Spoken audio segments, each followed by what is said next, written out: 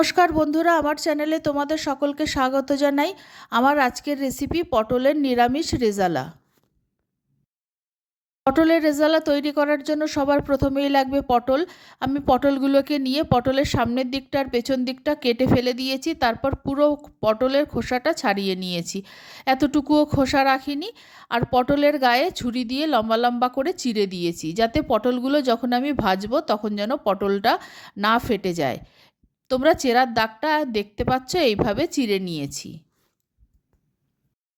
পটলগুলোকে ভালো করে ধুয়ে জল ঝরিয়ে নিয়েছি। এবার কড়াইতে অল্প সাদা তেল গরম করে নিয়েছি, পটলগুলোকে ভাজতে দিয়ে দিচ্ছি। পটলগুলো ভাজার সময় নুন হলুদ কিছুই ব্যবহার করিনি, এমনিই পটলগুলোকে হালকা করে ভেজে তুলে নেব। পটলগুলো ভাজা হতে হতে মশলাটা তৈরি করে নিচ্ছি। 1 চামচ নিয়েছি মগজদানা, 1.5 চামচ সাদা তিল নিয়েছি, 1.5 চামচ পোস্তদানা নিয়েছি, 1/2 চামচ গোলমরিচ, 1/2 চামচ সামরিচ আর 2টো এলাচ নিয়েছি। এই সব মশলাগুলো আগে শুকনো গুঁড়ো করে নিচ্ছি। এটের সব মশলাগুলো একটা মিক্সিং জারে নিয়ে শুকনো গুঁড়ো করে নিয়েছি। এই গুঁড়োর মধ্যে আমি 1.5 চামচ শুকনো নারকেল গুঁড়ো মিশিয়ে নিলাম। এবার ওই মিক্সিং জারের মধ্যেই নিয়ে নিলাম 4-5টা কাঁচা লঙ্কা আর অল্প সামান্য জল। এবার সব শুকনো গুঁড়ো মশলাগুলোর একটা ফাইন পেস্ট তৈরি করে নিচ্ছি। মশলা তৈরি হয়ে গেছে, এখন রেখে দিচ্ছি। পটলগুলো ভাজা হয়ে গেছে, এখন সব পটলগুলো আমি তুলে রাখছি। পটল ভাজার পর কড়াইতে আরও অল্প সামান্য সাদা তেল দিয়ে দিয়েছি। আমি অল্প তেলেই রান্নাটা করব। এবার 1/2 চামচ জিরে আর 1/2 চামচ হিং ফোড়ন দিয়ে দিলাম। ফোড়নটা একটু ভেজে নেওয়ার পর 1/2 চামচ আদা বাটা দিয়ে দিলাম। 2টো ছোট সাইজের টমেটো টুকরো করে কেটে আমি দিয়ে দিলাম। এবার আদার কাঁচা গন্ধটা চলে যাওয়া পর্যন্ত আর টমেটোটা একটু নরম হওয়া পর্যন্ত নাড়াচাড়া করে ভেজে নিচ্ছি।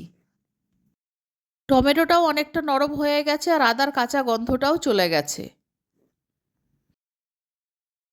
মিক্সিং জারে যে মশলাটা করে রেখেছিলাম টমেটো আর আদার মধ্যে, সেই মশলাটা দিয়ে দিলাম। মিক্সিং জারে অনেকটা মশলা লেগেছিল, সেই মশলাটা অল্প জল দিয়ে ধুয়ে আমি কড়াইতে দিয়ে দিলাম। আন্দাজ মতো নুন দিয়ে দিলাম। মশলাটা প্রায় কষানো হয়ে এসেছে। এই সময় বড় চামচের 1 চামচ গুঁড়ো দুধ দিয়ে দিলাম। গুঁড়ো দুধ দিয়ে দেওয়ার পর মশলাটাকে আরও কিছুক্ষণ আমি ভালো করে কষিয়ে নিচ্ছি। মশলাটা খুব ভালো মতো কষিয়ে নিয়েছি। এবার আমি ভেজে রাখা পটলগুলো মশলার মধ্যে দিয়ে দিলাম। এবার ফ্লেমটাকে কমিয়ে দিয়ে পটলগুলোকে মশলার সঙ্গে আরও কিছুক্ষণ আমি ভালো মতো কষে নেব। আর এই রান্নায় আমি কোনো হলুদ গুঁড়ো বা লাল লঙ্কার গুঁড়ো ব্যবহার করব না, শুধু গোলমরিচ আর সামরিচ আর কাঁচা লঙ্কাই ব্যবহার করব। মশলা আর পটল খুব ভালো মতো কষানো হয়ে গেছে। এবার আমি জল দিয়ে দিচ্ছি। জলটা আমি সেই রকমভাবেই দেব যে পটলগুলো সিদ্ধ হবে আর অল্প গ্রেভি থাকবে, সেই আন্দাজেই আমি জলটা দেব। জল দেওয়ার পর একবার ভালো মতো নেড়ে সব মিশিয়ে দিচ্ছি। খুব ভালো করে নেড়ে সব উপকরণ মিশিয়ে দিয়েছি। এবার মিডিয়াম ফ্লেমে 3 থেকে 4 মিনিট আমি রান্না করে নেব। মাঝে মধ্যে একটু নেড়ে দেব যাতে নিচ থেকে লেগে না যায়। পটলগুলো খুব ভালো মতো সেদ্ধ হয়ে গেছে। রান্না করার সময় আমি খুব অল্প তেল ব্যবহার করেছিলাম, আর নিরামিষ রান্না তাই স্বাদটা বাড়ানোর জন্য 1/2 চামচ ঘি দিয়ে দিলাম। 1 চিমটি গরম মশলা গুঁড়ো ছড়িয়ে দিলাম। সবশেষে অল্প সামান্য চিনি দিয়ে দিলাম। আরেকবার ভালো মতো নেড়ে সব উপকরণ মিশিয়ে দিলাম। রান্নাটা হয়ে গেছে, নামিয়ে নিচ্ছি।